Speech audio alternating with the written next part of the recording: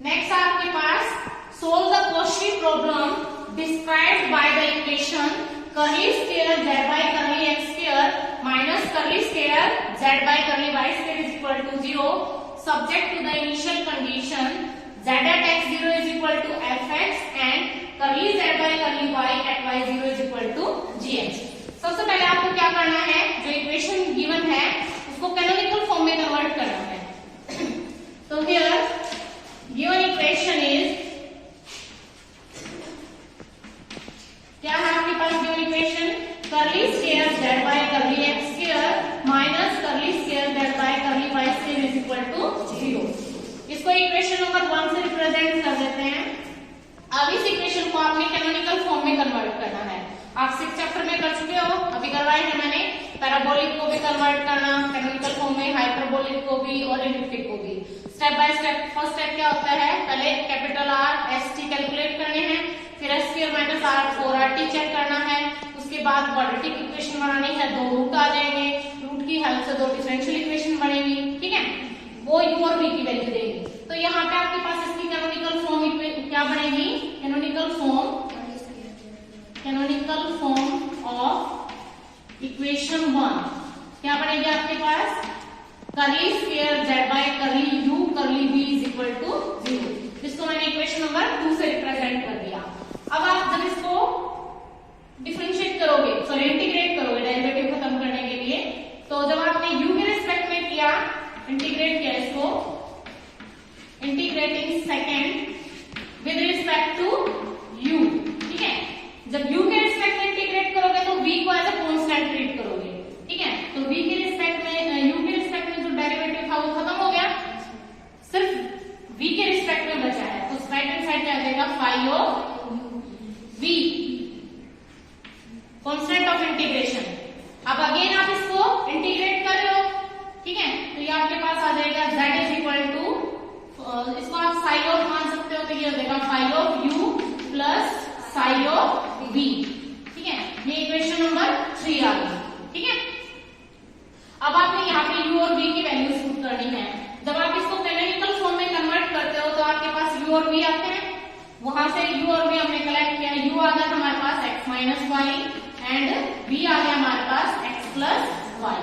ये हो गया हमारी इक्वेशन नंबर 4, ठीक है। अब इस इक्वेशन का हमें यूज करना है आगे सॉल्यूशन फाइंड आउट करने के लिए। इसमें हम इनिशियल कंडीशन अप्लाई करेंगे। फर्स्ट इनिशियल कंडीशन हमें क्या दे रखी है, z at x0 is equal to fx and second क्या दे रखी है हमें, curly z by curly y at y0 is equal to gx। इसको इक्वेशन नंबर 5 से रिप्रेजेंट कर देते हैं, ठीक है। तो यहाँ पे आपको curve, here the curve on which fx and gx, on which fx and gx are prescribed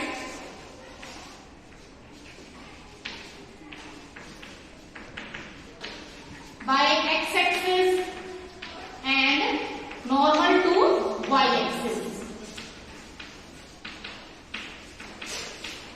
अब आपको नेक्स्ट स्टेप में क्या करना है, इनिशियल कंडीशंस को अप्लाई करना है, ठीक है।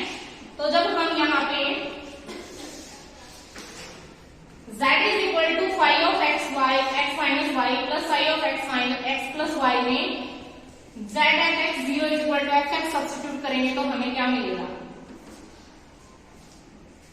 इक्वेशन 5 का यूज करेंगे हम इक्वेशन 4 में। सब्स्टिट्यूटिंग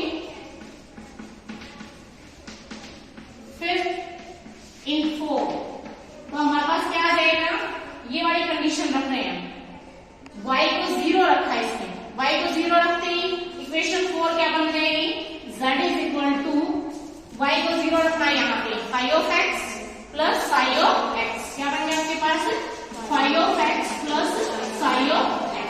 ये आ गई इक्वेशन नंबर 6। अब आपने क्या करना है, सेकेंड इनिशियल कंडीशन का यूज। सेकेंड इनिशियल कंडीशन है curly z by curly y at y0 is equal to gx। ये वाली किसके इक्वल थी, fx की, है ना। तो पहले हमें डिफरेंशिएट करना पड़ेगा इसको, है ना। तो हम 4 को डिफरेंशिएट कर रहे हैं, differentiating equation 4 with respect to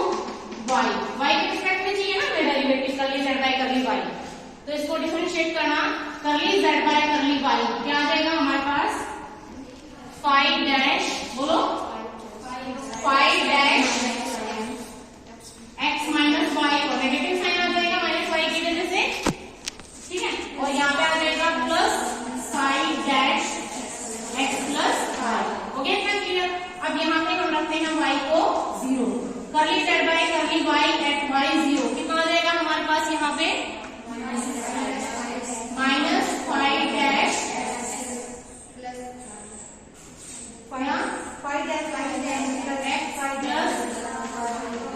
कितना हो गया। अब हम इसको इंटीग्रेट कर लेते हैं, ठीक है, ताकि हमें z की वैल्यू मिल जाए। ये किसके इक्वल दे रखा है हमें gx के, ठीक है। तो इक्वेशन नंबर 7 को इंटीग्रेट कर रहे हैं, इंटीग्रेटिंग इक्वेशन नंबर 7। तो हमें क्या मिलेगा, यहाँ पे डेरिवेटिव खत्म हो जाएगा, ठीक है। तो यहाँ पे हमारे पास आ जाएगा minus 5x plus psi(x) is equal to integral with limit 0 to x g of u du। देखो x के रिस्पेक्ट में किया है तो लिमिट भी उसी के उसमें जाएगी। अगर आप इसका इंटीग्रेशन ब्रेक करो, ठीक है, तो यहाँ पे x g of x minus g of 0 इस साइड से आ जाएगा ना, ठीक है। याद है आपके पास ये है इक्वेशन नंबर 8। अब आपने क्या करना है, इक्वेशन नंबर 6 और 8 को एक बार ऐड करना है, एक बार सब्ट्रैक्ट करना है। तो एडिंग इक्वेशन नंबर 6 एंड 8 क्या मिलेगा आपको, बोलना 6 और 8 को ऐड करने के बाद f of x plus integral 0 to x g of u du, ठीक है। राइट हैंड साइड के टर्म्स राइट हैंड साइड पे ऐड कर दी, लेफ्ट हैंड साइड पे इधर minus of 5x plus of 5x psi of x 2 times आ जाएगा, 2 टाइम्स psi of x। तो ये 2 हम शिफ्ट कर देते हैं राइट हैंड साइड पे, इधर भी आ जाएगा और इधर भी आ जाएगा। अब सब्ट्रैक्ट कर देते हैं किसको, सब्ट्रैक्टिंग 6 एंड 8। तो क्या मिलेगा हमें, f of x minus integral 0 to x g of u du, ठीक है। सब्ट्रैक्ट कर रहे हैं ना, तो f of x minus this, ठीक है, और इधर से 5x माइनस 5x प्लस हो जाएगा और 5x माइनस 5x कैंसिल हो जाएगा। तो ये हमारे पास कैंसिल होके सिर्फ बचा राइट हैंड साइड पे 2 टाइम्स 5 of x, ठीक है। इतना हो गया क्लियर। अब 5 of x को हम शिफ्ट कर देते हैं, सॉरी 2 को शिफ्ट कर देते हैं हम राइट हैंड साइड पे। तो हमारे पास 5 of x कितना बचेगा, यहाँ से 1/2 fx minus 1/2 integral 0 to x g of u into d, ठीक है। ये हमारे पास आ गई इक्वेशन नंबर 9, ठीक है। अब हमें क्या करना है, एक तो इस इक्वेशन का यूज करना है, इसको मान लेते हैं सॉरी 9, और याद है इक्वेशन नंबर 10। तो 9 और 10 का यूज करना है हमें, क्योंकि हमारे पास z क्या था, z कितना था, phi of x minus y plus psi of x plus y, ऐसा था ना, phi of x minus y plus psi of x plus y। तो यहाँ पे देखना, सबसे पहले यहाँ चेंज करना पड़ेगा हमें, x की जगह हम क्या रिप्लेस कर देते हैं, x plus y through out the term. तो क्या बन जाएगा 1/2 f of x plus y, है ना, सॉरी 5 में x माइनस y, ठीक है। z हमारे पास कितना था, phi of x minus y plus psi of x plus y। इसके जैसा बनाना है हमें, तो phi आ गया था हमारे पास और psi आ गया था, psi x आ गया, phi x आ गया। तो phi x में मैंने x को रिप्लेस कर दिया x माइनस y से, ठीक है। तो जहां जहां x दिख रहा है x माइनस y सब्स्टिट्यूट कर देंगे, लिमिट भी यहाँ पे x minus y g of u d, ठीक है। याद है साइन और करेंगे चेंज, साइन में x की जगह x प्लस y रख देंगे यहाँ, तो ये आ जाएगा 1/2 f of x plus y, ठीक है, minus sorry plus 1/2 integral limit 0 to x plus y g of u d। अब इन दोनों को हम ऐड कर देते हैं, तो z हमारे पास आ जाएगा phi of x minus y plus psi of x plus y is equal to, इन दोनों को ऐड करेंगे तो 1/2 f of x minus y plus f of x plus y, ठीक है। और यहाँ पे प्लस 1/2 बाहर निकाल देते हैं, तो ये हो जाएगा integral 0 to x plus y g of u du, ठीक है, और minus integral 0 to x minus y g of u du। ये आपके पास आ गई z की वैल्यू जो कि